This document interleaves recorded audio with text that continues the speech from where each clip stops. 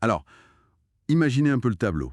Paris, sous un temps quasi estival, on frôlait les 26 degrés. Oui, une douceur assez remarquable pour la saison. Et puis d'un coup, en plein samedi après-midi, le 3 mai, bam, le ciel qui se déchaîne, un orage de grêle, mais vraiment spectaculaire. Ah oui, une bascule météo particulièrement brutale. C'est ce qui ressort des articles et des témoignages qu'on a pu consulter. Un événement soudain, très localisé mais intense, c'est ça. Exactement. Et donc notre objectif aujourd'hui, c'est un peu de décortiquer ce phénomène du 3 mai, comprendre ce qui s'est passé, pourquoi cette violence, et puis les conséquences concrètes. Ok, donc on va explorer ça. La violence de l'orage, la taille des grêlons apparemment assez impressionnante, les perturbations aussi. Oui, métro, circulation. Et puis l'explication météo derrière tout ça. Alors, commençons par le début. Vers 15 heures, c'est ça? Oui, juste après cette période de chaleur. C'est ça. Et tout de suite, les réseaux sociaux se sont enflammés. Des images assez saisissantes, il faut dire.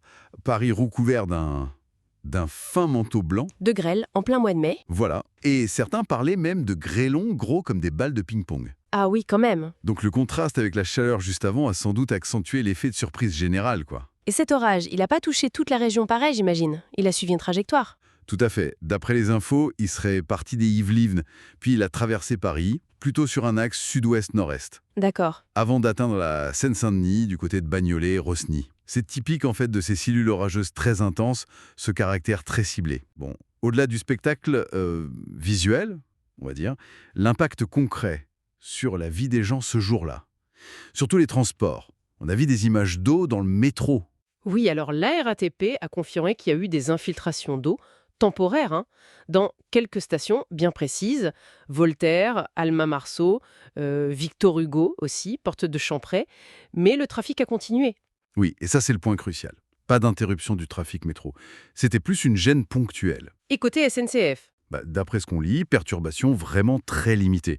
Quelques micro-coupures de courant, mais réparées vite, sans vraies conséquences sur les trains. par contre, en surface, sur les routes, là, l'effet de surprise a dû être plus net. Ah oui, clairement. Le site Citadin, qui surveille le trafic, a noté un pic de bouchons assez inhabituel vers 16 heures, pile au moment de l'averse. Donc les automobilistes pris au dépourvu. Complètement. Et puis bon, il y a eu aussi des impacts plus anecdotiques, on va dire.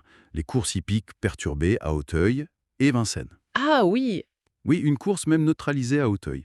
Et puis quelques rues, genre le boulevard de Sébastopol, avec des petites inondations, mais rien de majeur. On comprend bien le déroulé. Mais qu'est-ce qui a rendu cet orage si violent, si soudain, scientifiquement parlant? C'est pas tous les orages de printemps qui donnent ça. Non, c'est vrai. La clé, comme l'a expliqué Guillaume Ferry de Predict Service, qui est une filiale de Météo France, Oui. c'est ce qu'on appelle un conflit de masse d'air. Et là, il était particulièrement marqué. On avait cet air très chaud qui était là depuis plusieurs jours. Les fameux 26 degrés. Voilà, et il a été heurté de plein fouet par de l'air beaucoup plus froid qui arrivait par le nord-ouest. D'accord. Et cette rencontre un peu explosive, ça crée quoi? Ça génère une très forte instabilité dans l'atmosphère. Et cette instabilité, ça alimente des courants ascendants très puissants à l'intérieur de l'orage. Des courants qui montent. Exactement. Et plus ces courants sont forts, plus les petits morceaux de glace, les embryons de grêlons, restent longtemps en altitude. Ah, je vois. Et là-haut, ils collectent de l'eau très froide, de l'eau surfondue, et ils grossissent, jusqu'à devenir trop lourds et tomber. C'est ça qui explique la taille parfois impressionnante des grêlons qu'on a vus. Donc c'est pas juste la grêle, c'est tout un système assez violent en fait. Absolument. L'orage, il était accompagné aussi d'une forte activité électrique, beaucoup d'impacts de foudre, et puis de rafales de vent. Météo France a mesuré plus de 80 km/h au parc Montsouris. Ah oui, c'est pas négligeable. Non.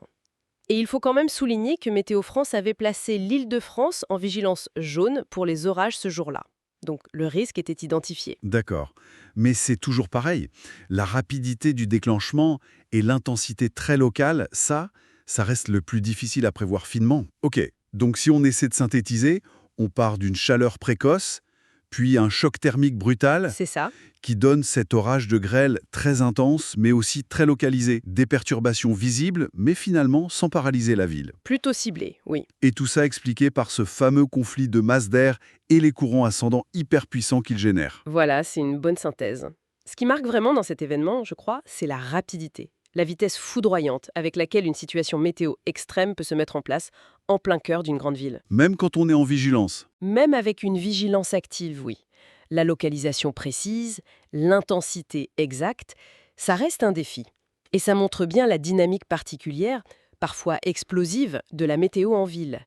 L'environnement bâti peut d'ailleurs jouer un rôle sur les microclimats locaux. Intéressant. Et du coup, ça nous amène peut-être à une dernière réflexion. Face à ces orages qui semblent de plus en plus soudains, intenses, comment est-ce que nos villes denses, comme Paris, peuvent encore affiner leur anticipation, leur gestion de ces impacts?